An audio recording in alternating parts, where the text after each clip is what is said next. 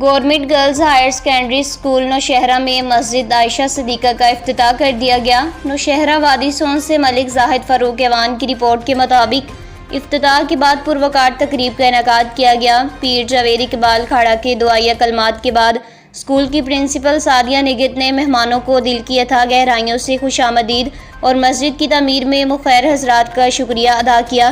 Divisional director social welfare Rawalpindi Muhammad Shahid Rana نے کہا کہ اس بابرکت تقریب میں شامل ہونا میرے لیے ایک سعادت کی بات ہے۔ مسجد عائشہ صدیقہ خوبصورت ہے، مسجد کو دیکھ کر بہت خوشی محسوس کرتا ہوں۔ مہمان خصوصی deputy director social welfare Nabila Malik نے کہا کہ اللہ کا گھر وہی بناتے ہیں جنہیں اللہ اپنے گھر کی تعمیر کے لیے منتخب کرتا ہے۔ تعمیر مسجد قوم کی بہترین فعالیت کی نشانی ہے۔ مساجد کی تعمیر بہت کار خیر باعث اور اجر عظیم ہے۔ انہوں نے کہا کہ مسجد کی تعمیر اسلام کی حقیقی تعلیمات کے فروغ میں مسجد کا کردار نمایاں ہے۔